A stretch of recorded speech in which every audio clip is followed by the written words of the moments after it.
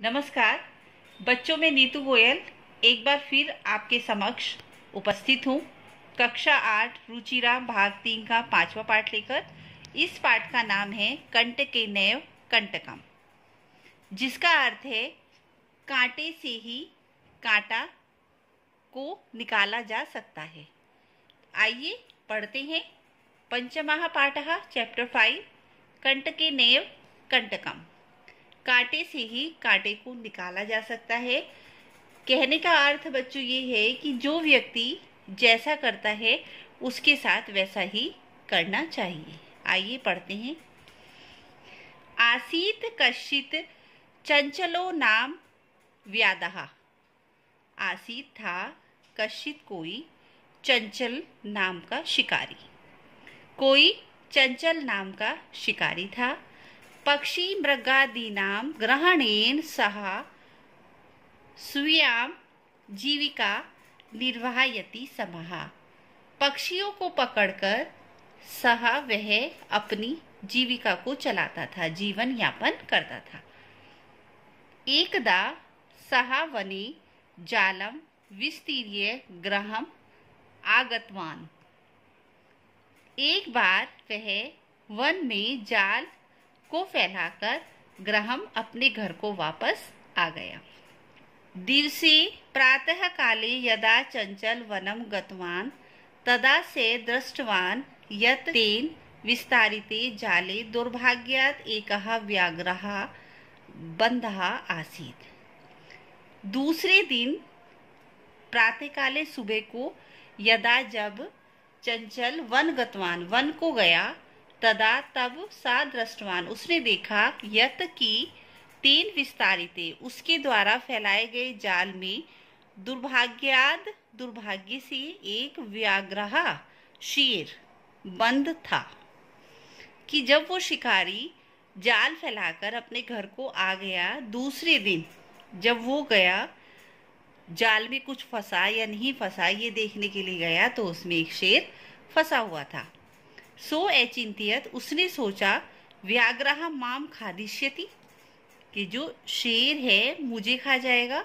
अतः पलायनम करणीयम। पलायनम होता है बच्चों भागना, कि भाग जाना चाहिए यहाँ से, नहीं तो क्या होगा, शेर मुझे खा जाएगा। व्याघ्रः न्यवेद्यतः। जब वो भाग रहा था, उसे भागते हुए को देखते हुए शेर ने निवेदन किया, भो मानव कल्याणम भवतु तो। ए मनुष्य तुम्हारा कल्याण होगा। यदि त्वं मां मोचयसि तर्हि अहम त्वा न हनिष्यामि। यदि तुम मुझे मोचयसि होता है बच्चों छोड़ दोगे, तर्हि तो मैं त्वाम तुम्हें नहीं हनिष्यामि मारूंगा। शेर ने उससे विनती करी। जैसे ही शिकारी जाने लगा देख के कि शेर फंसा हुआ है, ये मुझे खा जाएगा, तो उसने उससे विनती करी कि हे मानव तुम्हारा भला होगा और तुम मुझे छोड़ दो और मैं तुम्हें नहीं खाऊंगा। तदा सः व्याधः व्याघ्रम जलात् बहि निर्सार्यति। तब उस शिकारी ने शेर को जाल से बाहर निकाला। व्याघ्रः क्लान्तः आसीत्। जो शेर था वो बहुत थका हुआ था। सो अवदत् उसने कहा, भो मानव कि ए मनुष्य, पिपासु अहम मैं बहुत प्यासा हूँ। नदहा जल मान्या मम पिपासम शम्य। नद्या नदी से जल आनियम जल को लाकर मम मेरी प्यास को दूर करो, शांत करो। व्याघ्रः जलम पीत्वा पुनः व्याधम अवदत् कि उसने कहा कि मैं बहुत प्यासा हूँ और मुझे पानी लाके दो। तो शिकारी ने उसे पानी लाके दे दिया। अब पानी पीने के बाद उसने कहा, शम्य में पिपासा मेरी जो प्यास है वो तो शांत हो गई है। सांप्रतम भू भुक्षितो अस्मि। लेकिन अब मुझे क्या लगी हुई है, भूख लगी है कि मैं भूखा हूँ। इदानीम अहम त्वाम खादिष्यामि। इसलिए मैं तुम्हें खाऊंगा। शेर ने कहा शिकारी से। चंचलः उक्तवान। चंचल ने कहा, शिकारी बोला, अहम तव कृते धर्मम आचरितवान। कि मैं तुम्हारे द्वारा किया गए तुम्हारे लिए या तुम्हारे कहे अनुसार किए गए धर्म का आचरण कर रहा था। जैसे जैसे तुम कहते गए तुम्हारी बात पे मैं विश्वास करता गया और वैसे ही वैसे मैं करता गया। तव्या मिथ्या भणितम, तुम झूठ बोल रहे थे। त्वम माँ खादितम इच्छसी, तुम मुझे खाना चाहते हो। बच्चों, शेर ने क्या कहा था कि तुम मुझे छोड़ दो, मैं तुम्हें नहीं खाऊंगा। तो शिकारी यहाँ पे बोल रहे कि इसका मतलब तुम झूठ बोल रहे थे और तुम मुझे खाने की इच्छा रखते हो। व्याघ्रः अवदत्, शेर ने कहा, अरे मूर्ख, क्षुधार्ताय किमपि आकार्यम न भवति, कि अरे पागल, अरे मूर्ख, क्षुधार्ताय, भूख के लिए कोई भी ना करने वाला कार्य नहीं होता। यानी कि जब भूख लगी होती है तो कुछ भी करा जा सकता है। सर्व स्वार्थम समीते, सब सर्वहा सब जगह स्वार्थ समाया हुआ है कि अपना भले के लिए कुछ मतलब मनुष्य अपने भले के लिए कुछ भी किया जा सकता है, अपने स्वार्थ के लिए कुछ भी किया जा सकता है। चंचलहा नदी जलम, ये अप्रश्यत, उसने कहा कि मतलब स्वार्थ ही है हर जगह। जो भी मनुष्य कार्य करता है अपने स्वार्थ के लिए करता है, अपने हित के लिए करता है, चाहे आप किसी से भी पूछ लो। किसने कहा? शेर ने शिकारी से।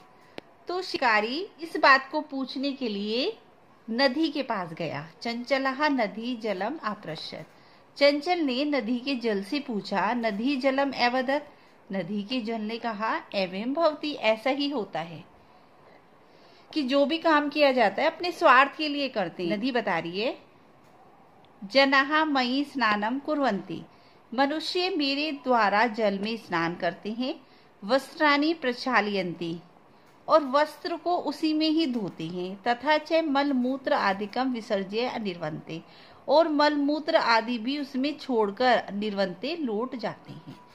वस्तुतः सर्व स्वार्थ समाहित, वास्तव में हर जगह अपना स्वार्थ ही समाया हुआ है। चंचलः वृक्षम पुगम्यम अप्रश्यत, चंचल उसके बाद वो वृक्ष के पास गया और वहां जाके उसने पूछा कि भाई ऐसा है क्या कि सभी मनुष्य अपने स्वार्थ के लिए काम करते हैं क्या? तो वृक्षः अवदत्, पेड़ ने कहा, मानवः अस्माकं छायायां विरमन्ति, मनुष्य मेरी छाया में बैठते हैं। अस्माकं फलानि खादन्ति, और हमारे फल खाते हैं। हमारी छाया में बैठते हैं और फल खाते हैं। पुनः कुठारे परहत्यः संभ्रम सर्वदा कष्टम दत्ति, और फिर क्या करते हैं? अब कुठारे होते बच्चों कुल्हाड़ी, कुल्हाड़ी से प्रहार करके काटते हैं और हमें हमेशा कष्ट देते हैं।